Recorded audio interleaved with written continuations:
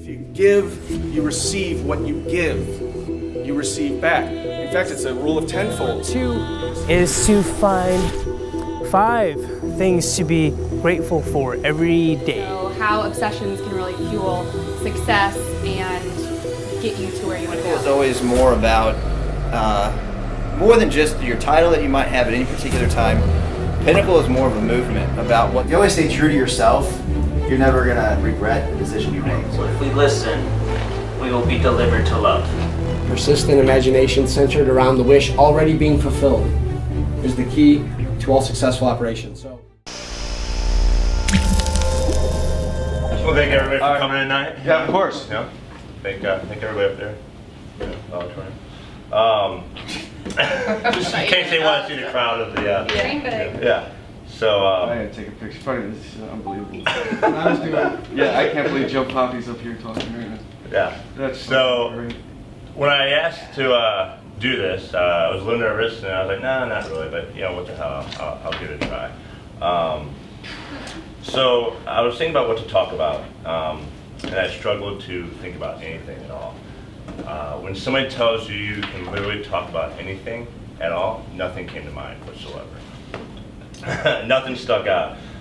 Sure, I have plenty of ideas and thoughts and everything, but I looked at all the previous Pinnacle talks, and I took away something from every one of them. You know, they're all very good.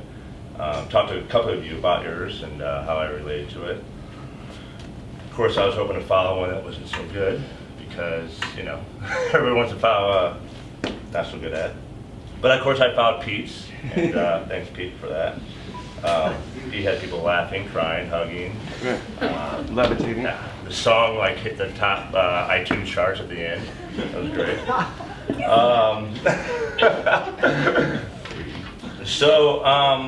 But no, they're all good talks. I'm not going to make this go on forever, as you guys all know.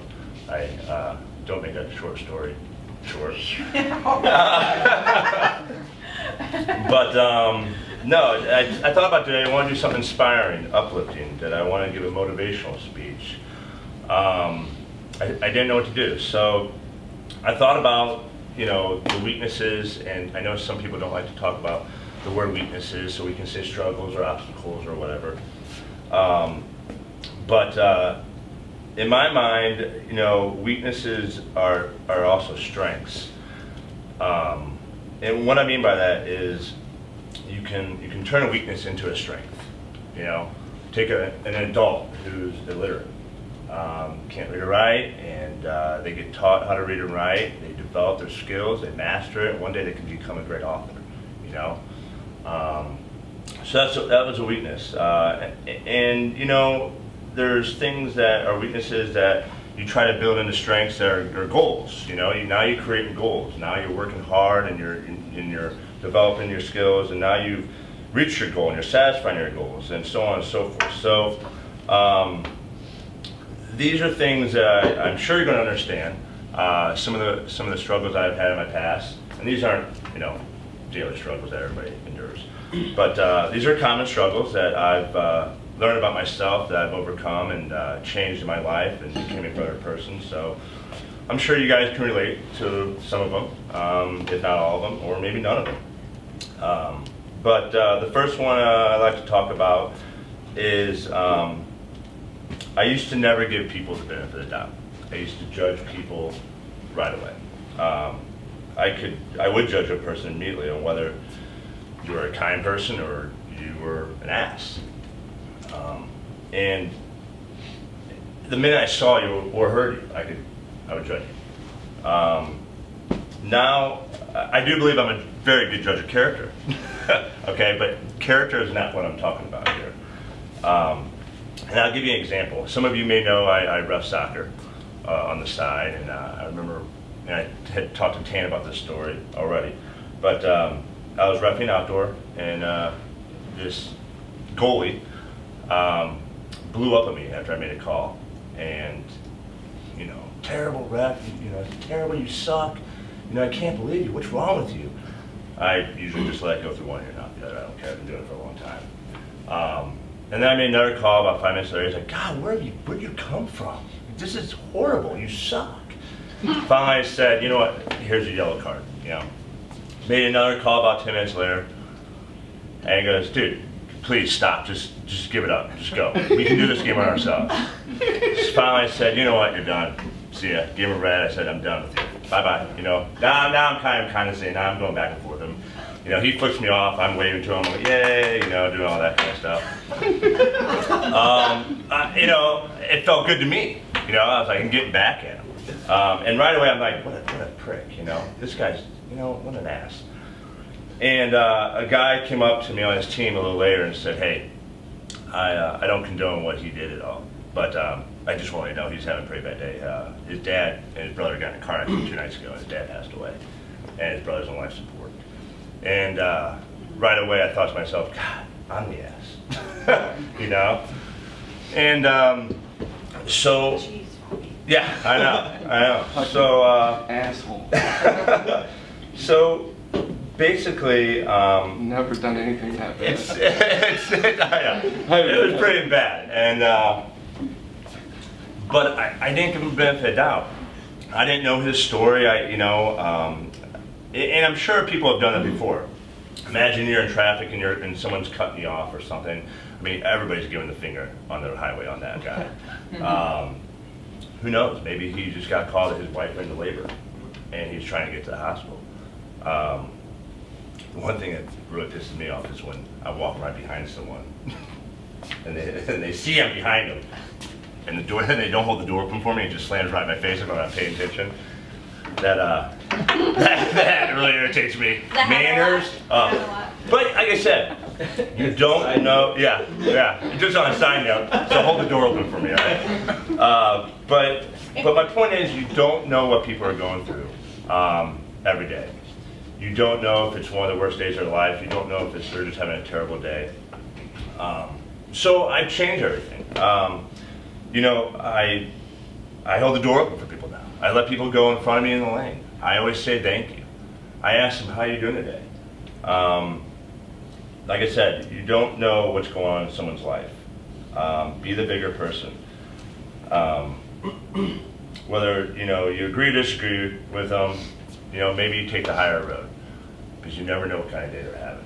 And I remember in my old job, a woman used to answer the phone all the time, and she was a grumpy person, but she was head of purchasing, and she always used to answer the phone, hi, this is Kathy, how can I make your day better? And I always thought about that, like, wow, you know, just saying a thank you, or saying to someone, hey, thanks for doing something, thanks for doing your job, you know, it could really change a person's day. So, like I said, think about that, you know. The next thing I want to talk about is I had a tremendous amount of, I couldn't ask for help. I never used to ask for help. And I don't mean like, you know, the little things. I was always afraid to ask for help. I didn't like to ask questions for something. You know, I felt like asking for help on, you know, some major issues was a failure. It was something that I looked at and I thought to myself, boy, if I asked for help, would that person judge me? Would that person think of me differently? You know, and so I always kept all the burden on my shoulders before and after marriage. You know, it was a big thing for me. Never ask for help. Do it yourself. If you can't do it yourself, then you're just going to have to take it. You know, don't worry about it and move on. But and this is more of a shorter thing for you guys, but don't be afraid to ask for help. You know, because I think everyone understands my point here. But some of you never maybe needed help. Maybe you didn't feel this, like you did, or maybe you felt the same way I did and you were too afraid of it. But just remember, if you ever see yourself needing help, don't be afraid to ask for it. Because I've learned to ask for help, and my God, it's changed things in my life tremendously. It really has. Especially with my wife. You know, I used to take all the burden and used to hold everything on myself. When I opened up to her, she helped me out tremendously. But it doesn't have to be a wife or a spouse. It could be a parent, a friend, or whatever.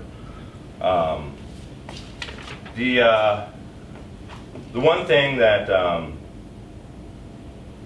I took from Joe and Pete's speech when they talked about family. That really hit home because I relate to what they both said.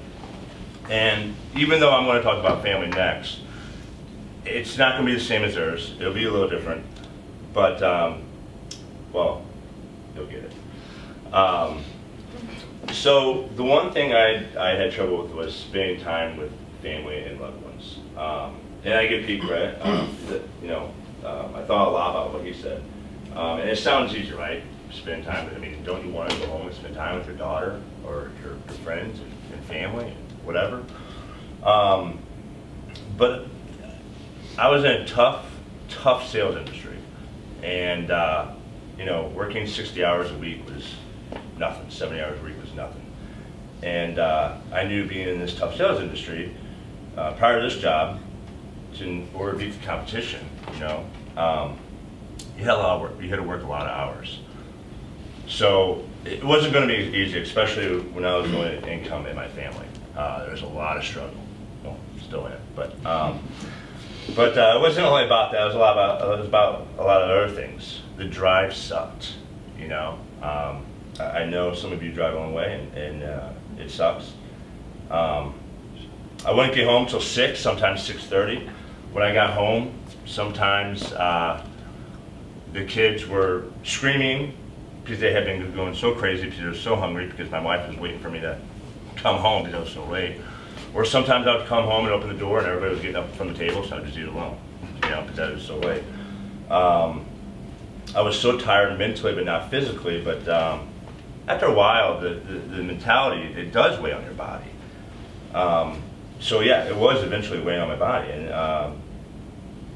then it was time for playing with the kids, and I was even sometimes too tired for that. Finally, we're getting ready for bed, and that was a long chore in itself, and it's just everything was miserable. All I wanted to do was sit down and watch TV by myself.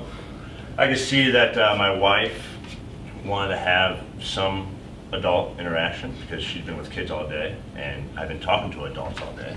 So the last thing I wanted to do was have another conversation with an adult. And I just had done talking to all the kids and everything. And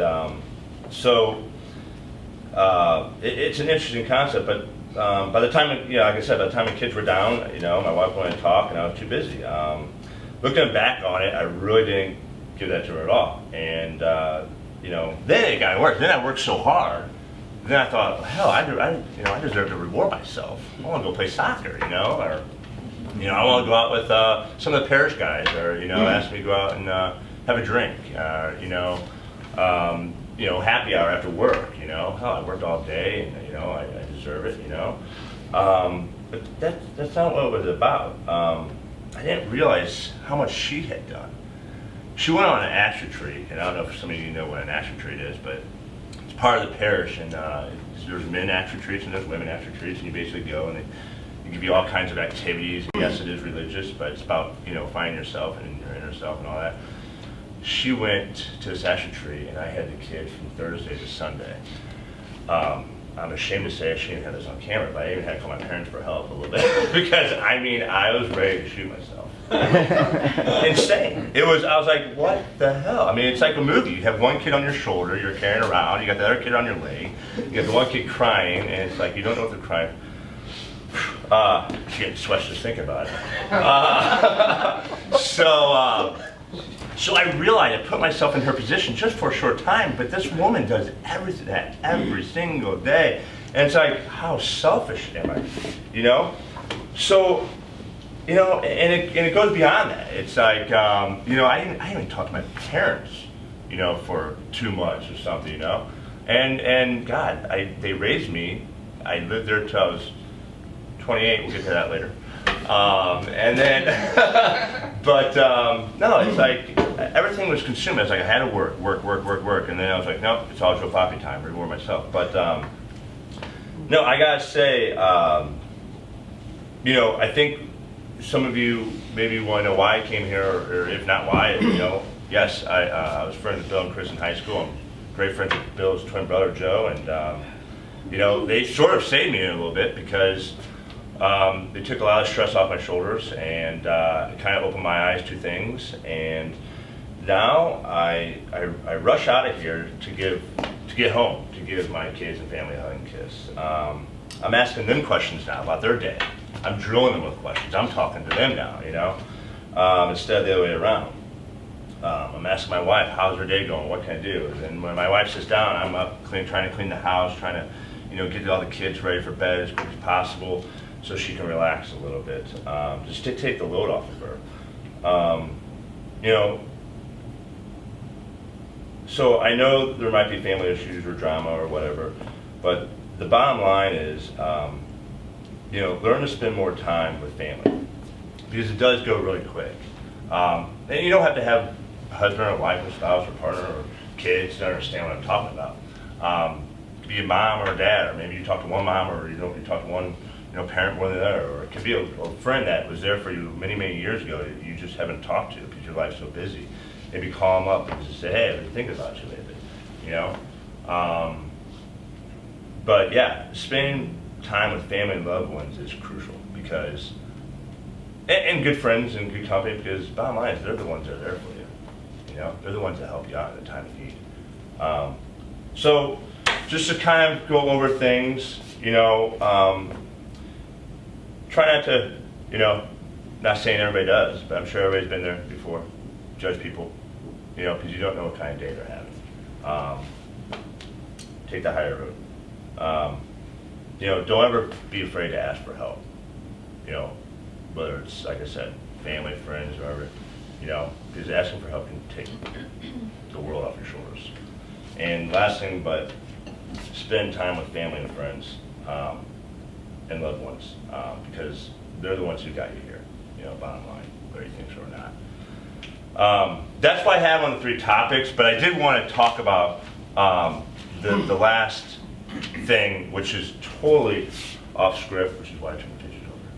And it's about teamwork. And you guys kind of dive into this, because I was really going to talk about this. I don't know what industries you guys came from before this. I don't know what type of life you had before this. I can tell you that I've always been in a job where it's just me. You know, I was in a sales job before this.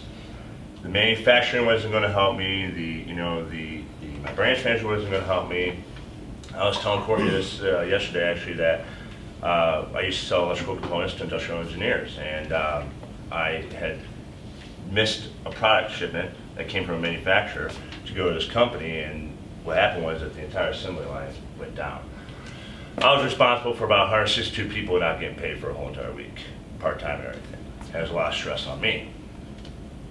Imagine these people have families, they have put food on the table, some of them are still income, but because my product didn't get in, they weren't working for a week.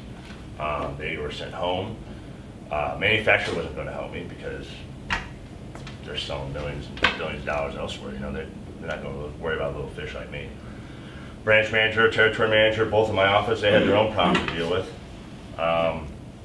You know, so there was no teamwork. It was me. I had to get it done. I had to start it. I had to, you know, work through the whole process. I had to finish it.